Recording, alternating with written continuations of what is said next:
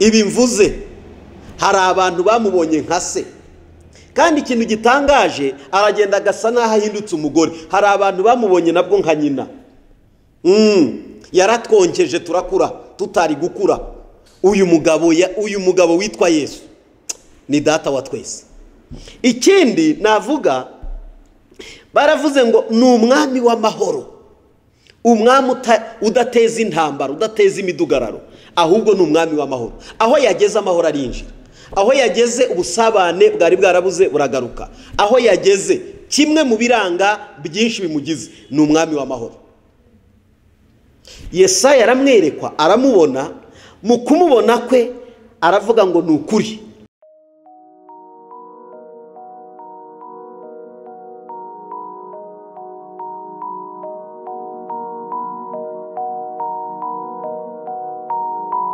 Tuguhaye ikaze mwene data udukurikiranye, uri mu Rwanda cyangwa uri inyuma y'u Rwanda mu mahanga, aba diaspora muri hanze y'u Rwanda bari mu kumigabane itandukanye. Turabakiriye, Imana ibaha umugisha. Turabakiriye kuri televiziyo yacu yitwa Duhumurizanye TV, kandi tubaha ikaze mu mwanya tugiye kuganira ijambo ry'Imana. Turi mu minsi y'iminsi mikuru, by'umwihariko kuri uyu munsi mukuru wa Noel, cyangwa se munsi mukuru twibuka kuvuka k'umwami wacu Yesu Kristo.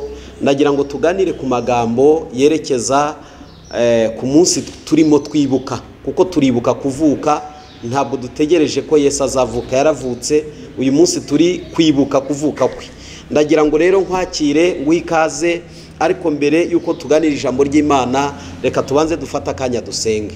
Mwami Yesu, tugushimiye ko wabanye natwe, tugushimiye ko wemeye kuza muri iyi si y'umwijima, ukatumurikira tukabona amahoro, ukatumurikira tugahumurizwa. Ni nayo mpamvu dufite impamvu yo kuvuga. Kuri uyu munsi tuguhaye ikaze mu mitima yacu, kandi nguvugane natwe tubone kuvuga, kandi ukomeze kubana natwe kuva dutangiye ijambo kugera ku musozo, mu izina rya Kristo Yesu umucunguzi wacu, amen. Uyu munsi tugiye kuganira ku ijambo ry'Imana riboneka mu butumwa bwiza bwa Yesu Kristo uko bwanditswe na Luka. Turasoma igice cyaho cya mbere, umurongo waho wa 45, dusome no wa 37. Aravuze ngo, kandi hahirwa uwizeye ko ibyo yabwiwe n'umwami Imana bizasohora. Kuri 37 aravuze ngo, kuko ari nta jambo Imana ivuga ngo rihere. Dusome n'iki gice cya kabiri ku murongo wa 13, tugere ku murongo waho wa 20. Muri ako kanya haboneka ingabo zo mu ijuru nyinshi ziri kumwe na marayika uwo, zisingiza Imana ziti, mu ijuru icyubahiro kibi cy'Imana, no mu isi amahoro abe mu bo yishimira. Abamarayika bamaze gusubira mu ijuru, abungeri baravugana bati, nimuze tujye i Betelehemu turebe ibyabayeyo, ibyo umwami Imana itumenyesheje. Baragenda bihuta, basanga Mariya na Yosefu n'umwana w'uruhinja aryamishijwe mu muvure w'inka. Babibonye batekerereza iby'uwo mwana nk'uko babibwiwe. Abumvise bose batangazwa n'ibyo abungeri bababwiye. Ariko Mariya abika ayo magambo yose mu mutima we, akajya yatekereza. Maze abungeri basubirayo bahimbaza Imana, bashima Imana ku byo bumvise byose no ku byo babonye nk'uko babibwiwe. Amen.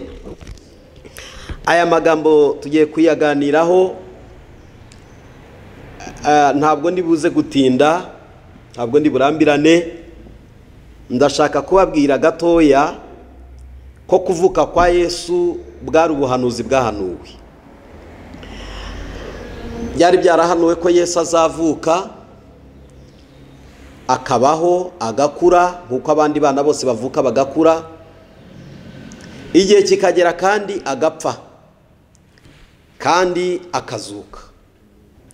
Iyo yari misiyo Imana yari yarateguye kuva kera. Byari byarahanuwe rero ko Yesu azavuka. Uko byari byarahanuwe, byahanuwe n'abahanuzi batandukanye. Abahanuzi babivuzeho, bagenda babibona, barabyerekwa, barabivuga. Bibiliya igenda igaragaza uburyo berekwagamo n'uburyo babivugamo. Iyo urebye ubwa mbere kuvuka kwa Yesu biragaragaza uburyo yavutsemo, ariko bikagaragaza kandi uburyo yateguwemo. Adamu wa mbere ariwe Adamu dukomokaho wakoze icyaha agacumura. Amaze gucumura, Imana yateguye Adamu wa kabiri. Buriya Imana igira umugambi udashobora kuburizwamo.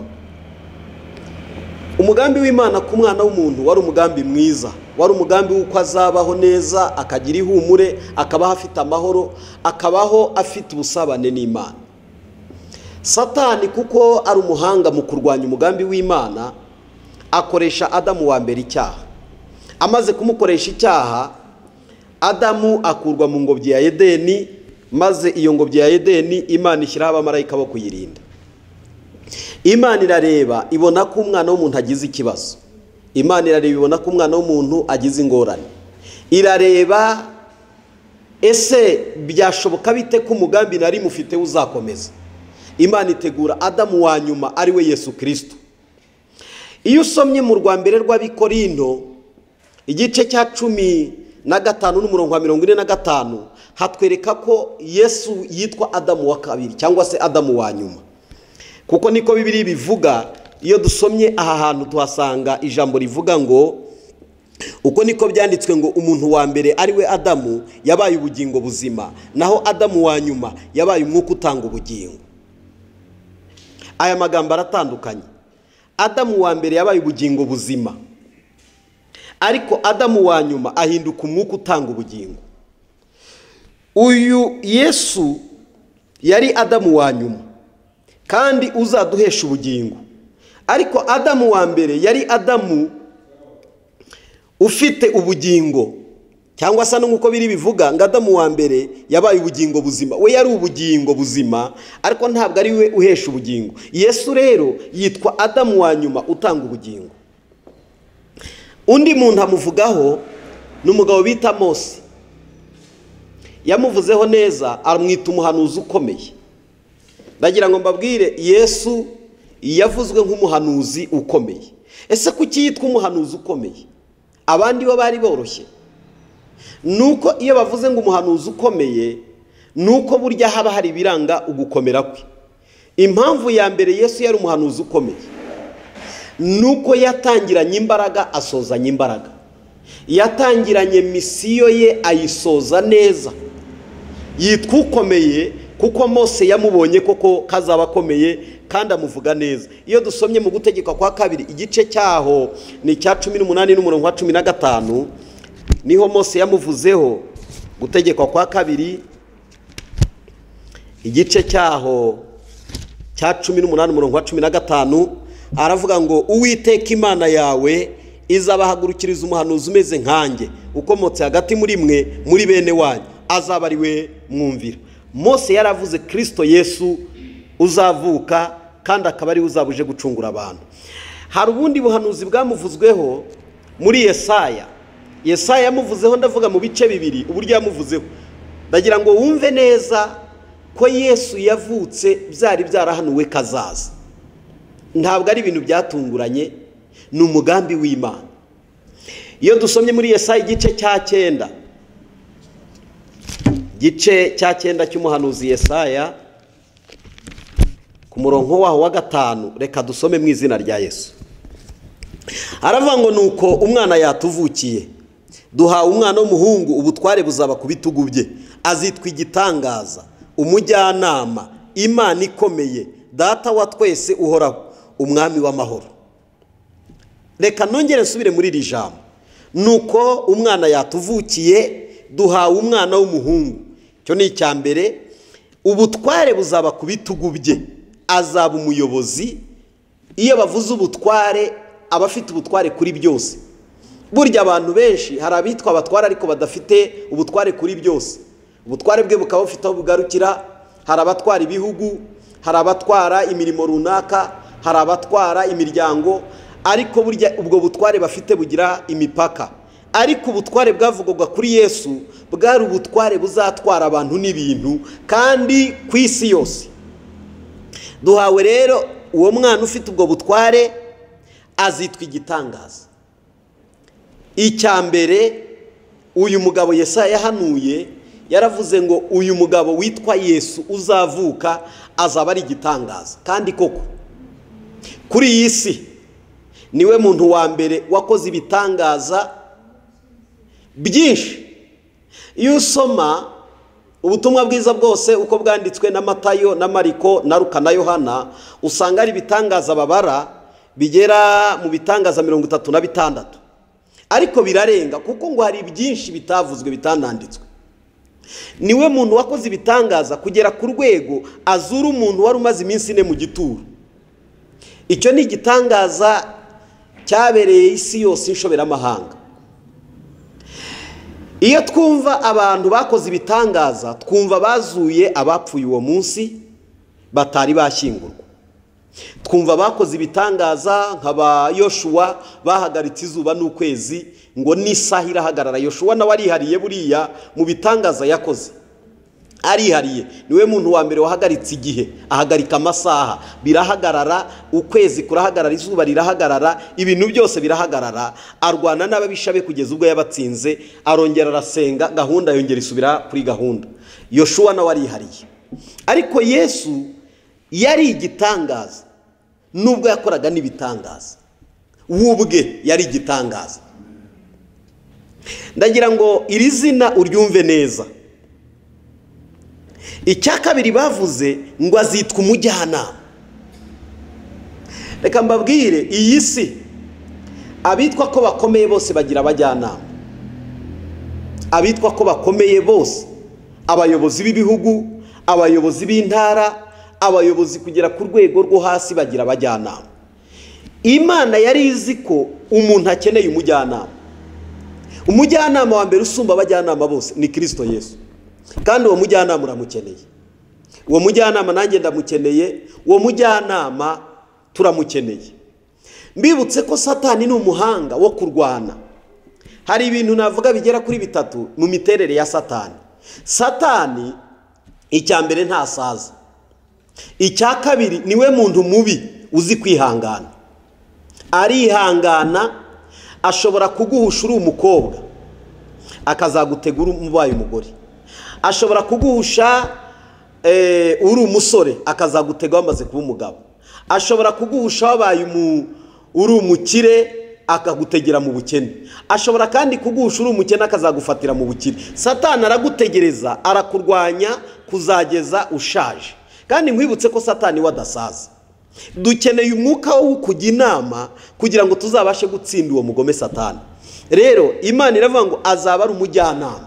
Icyamba akaba umujyanama w'urugo rwawe, icyamba akaba ari ukubera umujyanama mu buzima bwawe. Abandi bajyanama bashobora kutuzuza ubujyanama bwabo cyangwa se bakatanga n'inama zitubaka. Ariko uyu mujyanama dufite witwa Yesu ni umujyanama mwiza. Inama ze zirubaka, inama ze zisoza neza. Ntashobora kujya inama yo kuyobya, ntashobora kujya inama ishukana. Mwibutse ko hari abashobora kukugira inama bagushuka kubw'inyungu zabo bwite cyangwa se kubw'impamvu zabo bwite. Ariko we ni umujyanama mwiza. Ndamukwifurije uwo mujyanama muri uyu munsi wa Noheli. Hari ikindi bavuze Bibiliya yatubwiye ngo azitwa Imana ikomeye. Azitwa Imana ikomeye. Yesaya yaravuga ngo uyu muntu uzavuka azitwa Imana ikomeye. Ese kuki azitwa Imana ikomeye kandi hari indi Mana?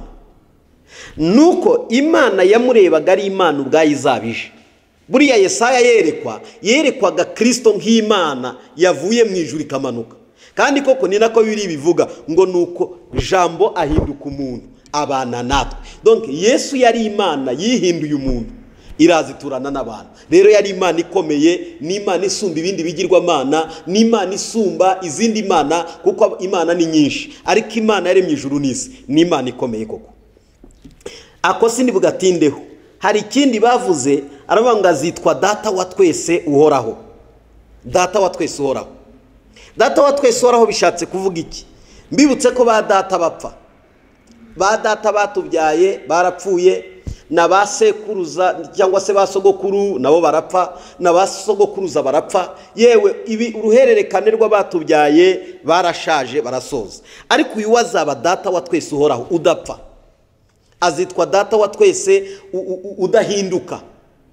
Burya ni data wa twese. Kristo Yesu ni data wa twese, abamwizeye n'abazamwizera ni data wa twese. Mbibutse ko yatubereye data, ibi ngiye kubivugaho nabitindaho. Yambereye data ndi imfubyi, aramfasha, arandera, ampa ibyo data yakampaye, ndakuru uyu munsi ndi umugabo ndubatse, aracyambereye data. Kandi data namutakaje mu myaka 10, ariko reka mbabwire, aho ntabonye data nabonye umugabo Yesu nka data. Ibyo data yapfuye adakoze Yesu yarabinkoreye. Ndagira ngo nkwibutse, ibi mvuze tubisangiyeho na benshi. Ibi mvuze hari abantu bamubonye nka se, kandi ikintu gitangaje aragenda agasa naho ahindutse umugore. Hari abantu bamubonye nabwo nka nyina. Yaratwonkeje turakura tutari gukura. Uyu mugabo witwa Yesu ni data wa twese. Ikindi navuga, baravuze ngo ni umwami w'amahoro, umwami udateza intambara, udateza imidugararo, ahubwo ni umwami w'amahoro. Aho yageze amahoro arinjira, aho yageze ubusabane bwari bwarabuze buragaruka, aho yageze kimwe mu biranga byinshi bimugize ni umwami w'amahoro. Yesaya aramwerekwa, aramubona, mu kumubona kwe aravuga ngo ni ukuri uyu mwana duhawe ni umwana udasanzwe. Ibi abyerekwa yabyeretswe ku munsi umwe, ariko kandi Bibiliya itubwira ngo yongera kumubona nk'ucishijwe bugufi.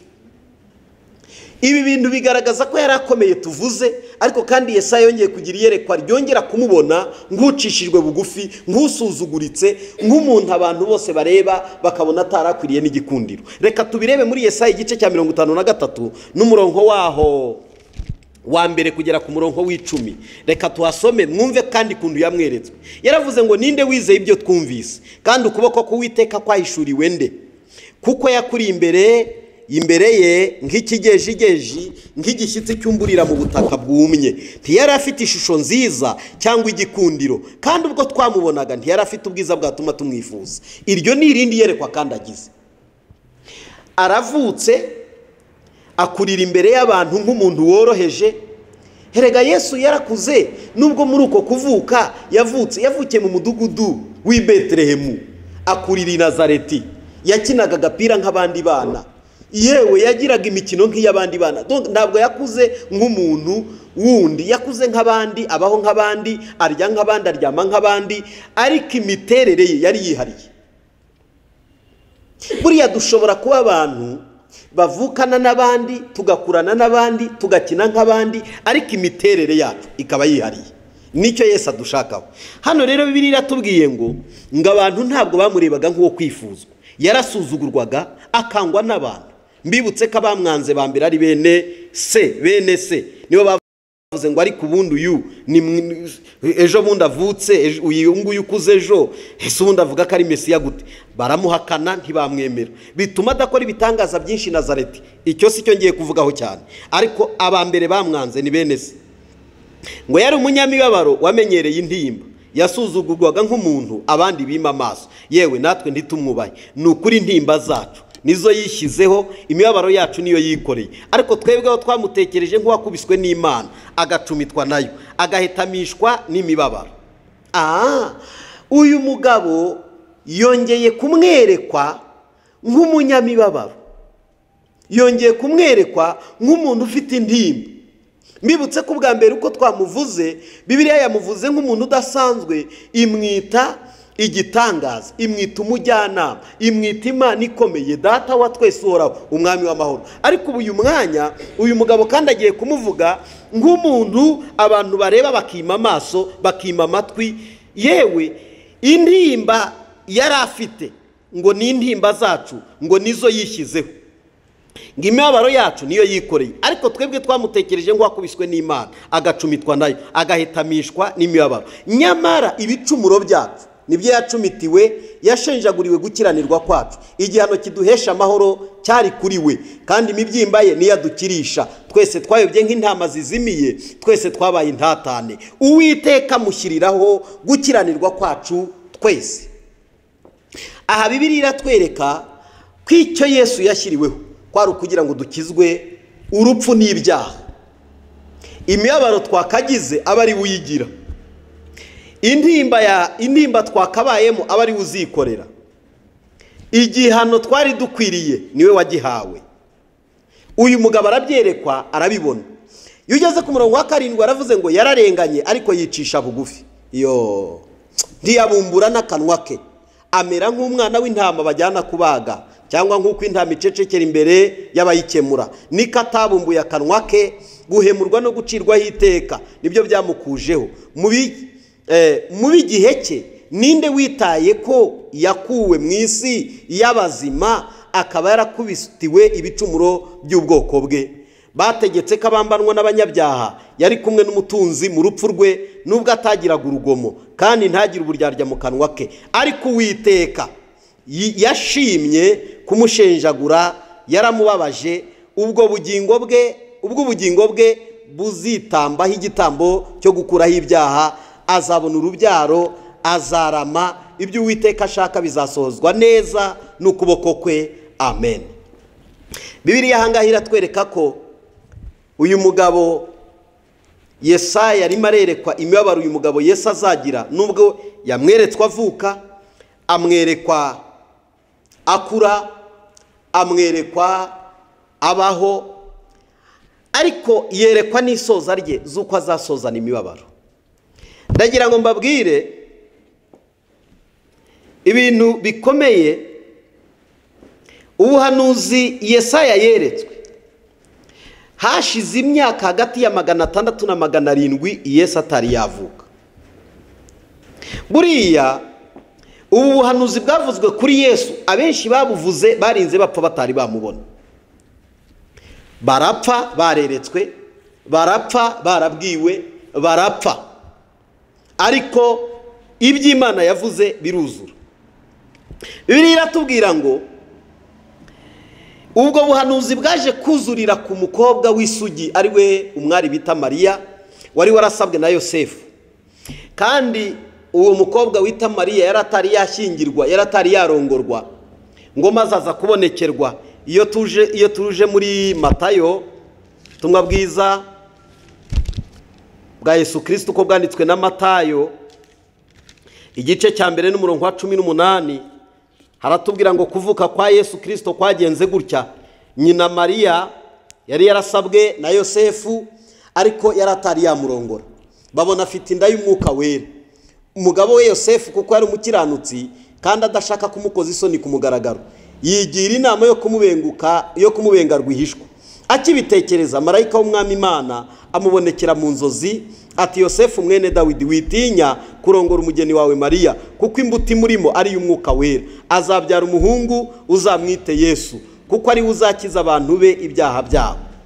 Nuko ibyo byose byabereho kugira ngo ibyo umwami Imana yavugiye mu kanwa k'umuhanuzi bisohore ngo, dore umwari azasama inda kandi azabyara umuhungu, azitwa Immanuel, risobanurwa ngo Imana iri kumwe natwe. Yosefu akangutse abigenza uko marayika w'umwami Imana yamutegetse, arongora umugeni we, ariko ntibaryamana arinda ageze igihe yabyariye umuhungu amwita Yesu. Amen.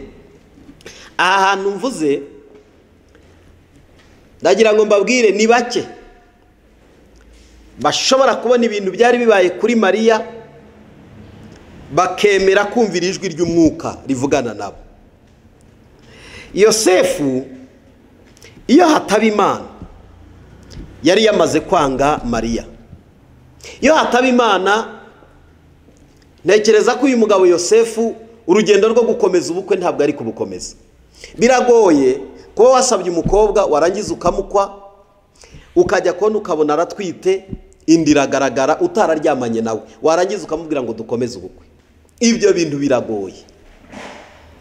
Usibye umwuka wera udushoboza, ariko n'abasore bakeya basaba umukobwa bakamukwa, mu gitondo kimwe akabona indiragerera aha aratwite, yarangiza akamubwira ngo dukomeze ubukwe. Iyo hataba Imana ngo isure Yosefu, ibirori byo gushyingirwa byari bigiye guhagarara, kandi yari afite impamvu zumvikana.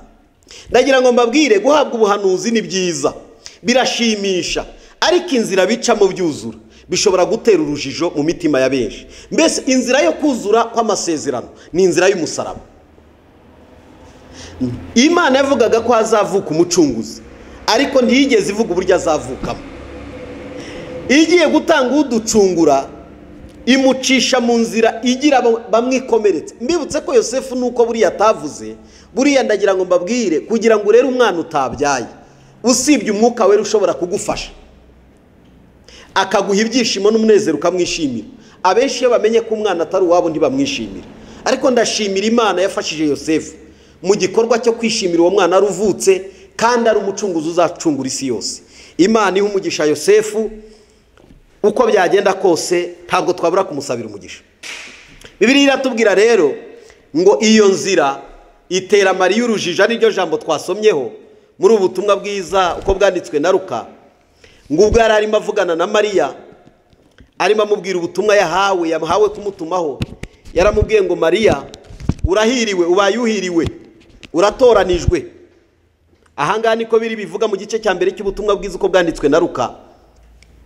Bibiliya itangira itubwira ngo mu kwezi kwa gatandatu marayika Gaburiyeli atumwa n'Imana mu mudugudu witwa w'i Galilaya witwa Nazareti, ku mwari wari warasabwe n'umugabo witwa Yosefu wo mu nzu ya Dawidi. Izina ry'uwo mwari ni Mariya. Amusanga ahari aramubwira ati ni amahoro, uhiriwe, umwami Imana iri kumwe nawe.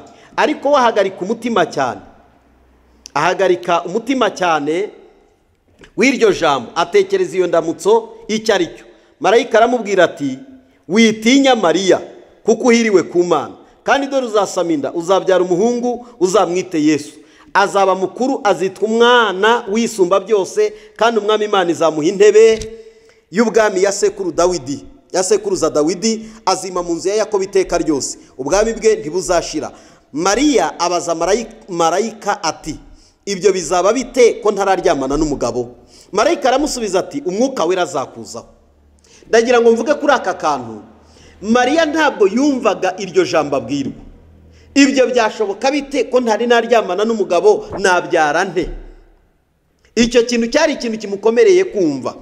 Ngo marayika aramusubiza ati umwuka wera azakuzaho, n'imbaraga zisumba byose zizagukingiriza. Nicyo gituma uwera azavuka, cyangwa se uzavuka, azitwa umwana w'Imana, kandi dore mwene wanyu Elizabeti nawe afite inda y'umuhungu yo mu zabukuru, witwa ingumba, none uku ni ukwezi kwa gatandatu, kuko ari nta jambo Imana ivuga ngo rihere.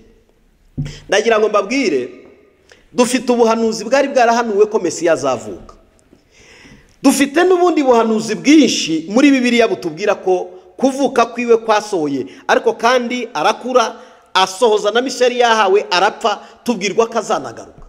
Icyo ngendereye kuvuga kuri uyu munsi ni iki rero? Topiki yacu iravuga ngo hahirwa uwizeye ko ibyo yabwiwe n'umwami Imana bizasohora, kuko ari nta jambo Imana ivuga ngo rihere.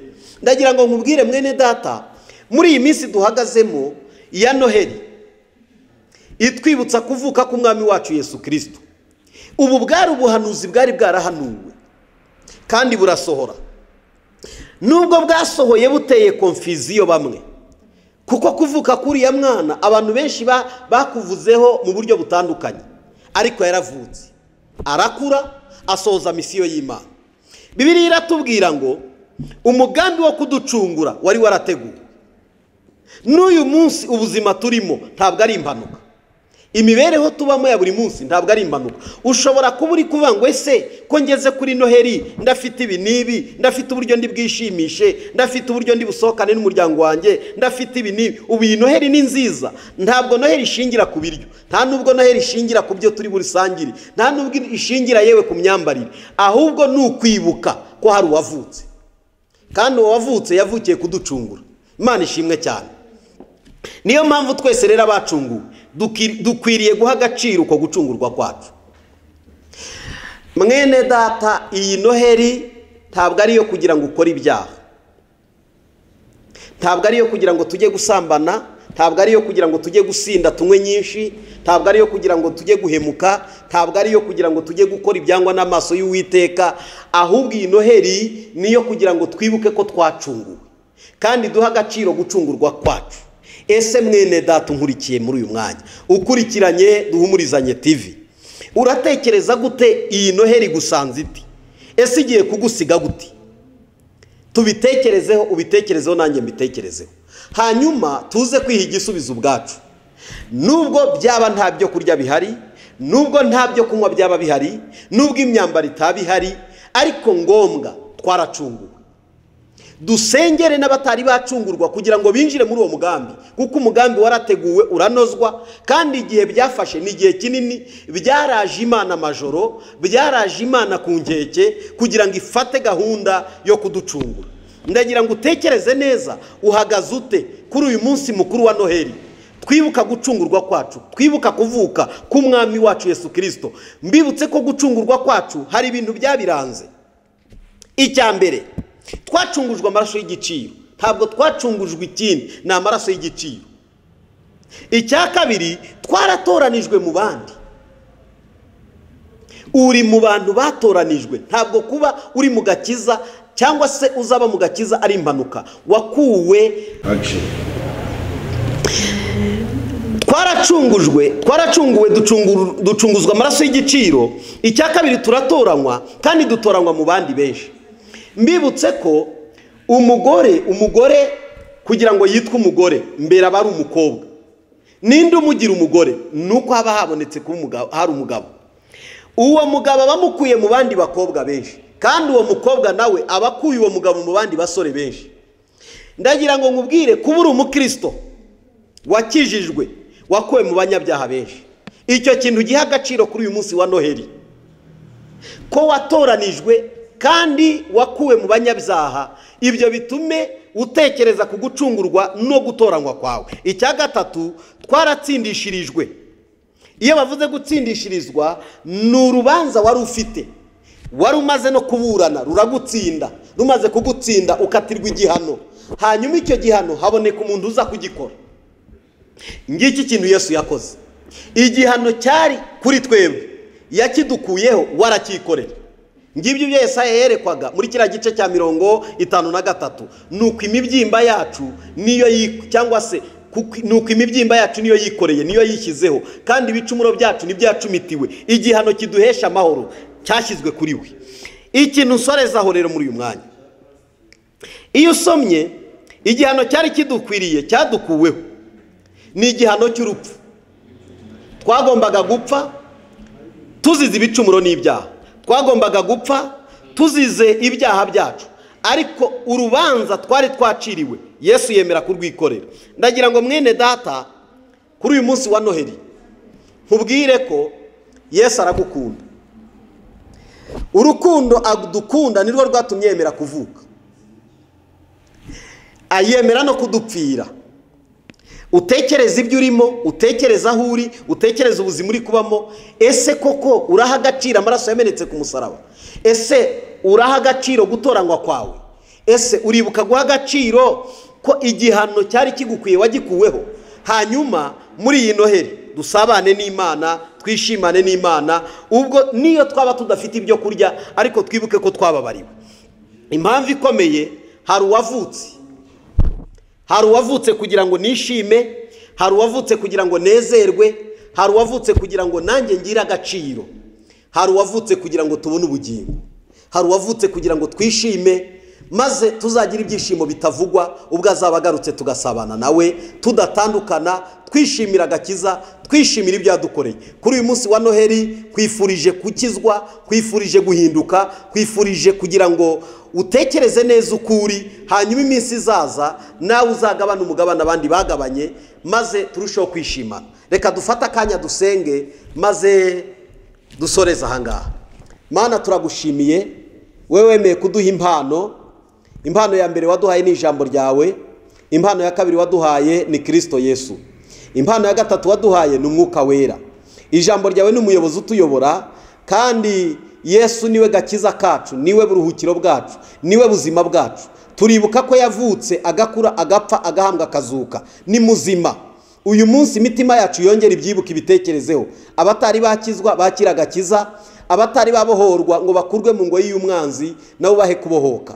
Kandi kuri uyu munsi turibuka ko imbaraga z'umwuka wera twahawe nizo zituronkesha kubona ibyo uvugana natwe. Ndasaba imbaraga z'umwuka wera ngo zigenderere abadukurikiye, maze inyigisho dutanze irusheho kubohora imitima yacu. Urakoze kukomeza kuduha kwishima no kunezerwa, kuko ari byo wageneye ubwoko bwawe. Icyubahiro kikugarukire mu izina rya Kristo Yesu, amen. Shalom, shalom.